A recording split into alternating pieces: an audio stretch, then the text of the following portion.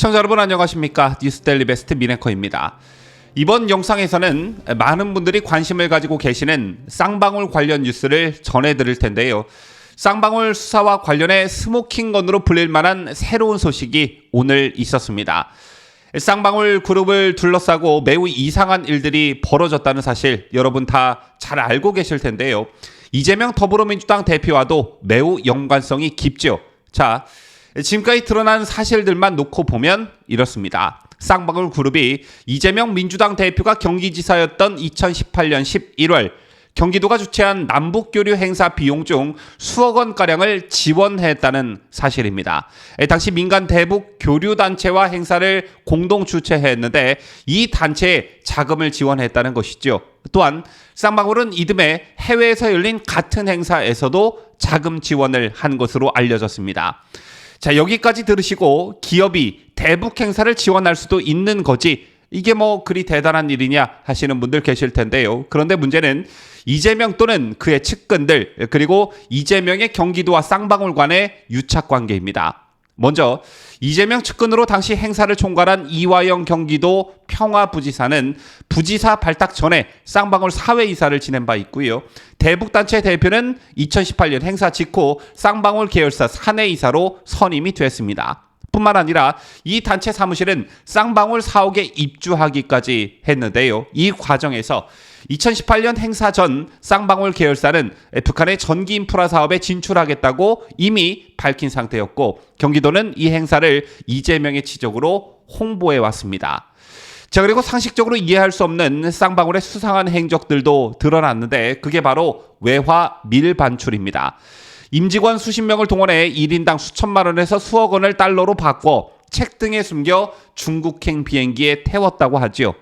미화 1만 달러 이상을 갖고 해외에 나갈 땐 신고해야 하는 외환거래법을 위반한 것인데 뭐 정상적인 돈이라면 이렇게 할 이유가 전혀 없는 거겠죠. 김성태 전 쌍방울 회장이 중국에서 북측과 사업을 논의할 시점에 이런 일이 이루어져 의혹을 더욱 증폭시켰고 특히나 쌍방울로부터 총 3억 2천여만 원의 불법 정치 자금을 수수한 혐의로 구속된 이화영 당시 경기도 평화부지사가 김 전 회장과 동행한 것도 뭔가 수상쩍은 대목입니다. 그 뒤에 아태엽 안부수 회장이 김성태 회장의 지시를 받고 북한 김영철에게 총 50만 달러를 건넸다는 것이 검찰 수사를 통해 드러나기도 했습니다. 그리고 무엇보다 중요한 건 이런 일련의 일들이 현재 검찰이 수사 중인 쌍방울의 변호사비 대납 의혹과도 무관치 않다라는 점인데요.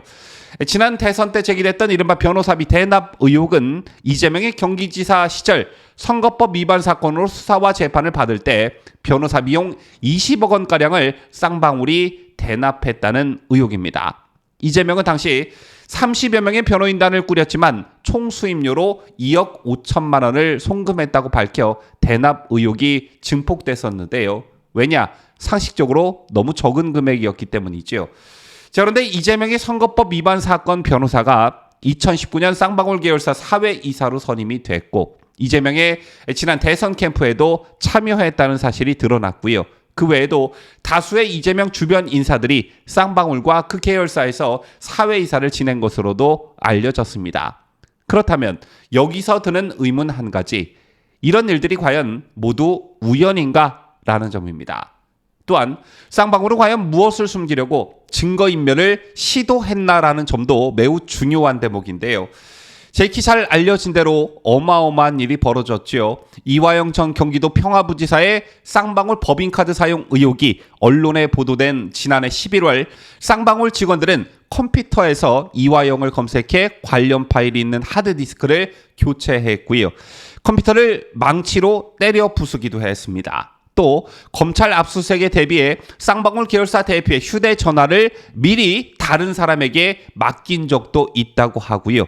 무엇보다 사건 수사 기밀 자료를 검찰 수사관이 유출해 쌍방울 측에 넘기는 어마어마한 일이 발각되기도 했습니다. 그렇다면 여기서 드는 의문점 한 가지 더, 쌍방울은 과연 무엇을 숨기고 싶어 했나라는 점이죠.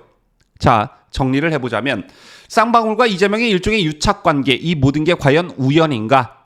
쌍방울은 도대체 어떤 뒷배가 있길래 저런 일들을 저질렀을까? 특히 대북 사업은요, 위험 부담이 워낙 크기 때문에 사기업이 혼자 할 수 있는 것이 절대 아닙니다. 쌍방울이 북한의 히토리 공동개발과 같은 생소한 대북 경제협력 사업에 갑자기 뛰어든 배경부터 수사가 나는 것을 말씀드리고 싶은 것이고요.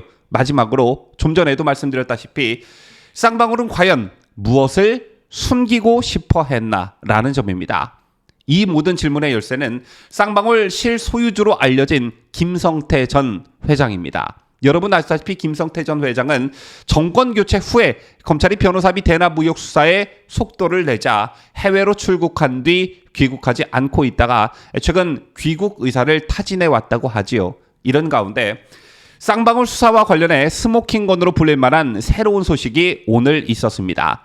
쌍방울 그룹 김성태 전 회장의 금고지기로 알려진 인물이 태국에서 체포가 됐고 국내 송환 절차에 본격 돌입했다는 소식이 바로 그것인데요. 자, 이 사람이 누구냐? 김 전 회장과 친인척 관계로 알려진 김 씨는 쌍방울 그룹의 자금 전반을 관리해온 최측근으로 지난 5월 수원지검 수사관이 검찰 수사 기밀을 쌍방울 측에 넘긴 지 나흘 만에 동남아시아로 출국해 지금까지 해외 도피 생활을 해온 인물입니다. 쌍방울 김성태 전 회장보다도 먼저 출국해 김 전 회장이 회사 기밀을 많이 아는 이 사람부터 도피시킨 게 아니냐는 관측을 낳기도 했었는데요. 검찰이 이 사람의 신변 확보에 드디어 성공한 것입니다. 이에 따라 김 씨가 귀국하게 되면 쌍방울 그룹의 이재명 대표, 변호사비 대납 의혹, 아태협과의 대북 송금 의혹 등 각종 의혹에 대한 수사가 급류를 탈 전망이고요. 따라서 벌써부터 언론과 정과의 비상한 관심이 모이고 있습니다. 자, 마치 대장동 게이트 핵심 인물인 남욱 변호사가 미국에 있다가 귀국했을 때를 연상케 하는데 남욱이 귀국했을 때는 정권 교체 전이었고 지금은 정권 교체가 된 후에 검찰이 정상화됐다는 매우 큰 차이점이 존재합니다. 따라서 지금 이 순간 누구보다 긴장하는 건 이재명이 아닐까 이런 생각이 드는데요. 과연 쌍방울 금고지기 김모 씨가 한국으로 송환돼 어떤 이야기 보따리를 풀어놓을 것인지 벌써부터 기대가 되는군요. 지금까지 저는 자유대한민국을 소화하는 뉴스데일리 베스트 민앵커였습니다.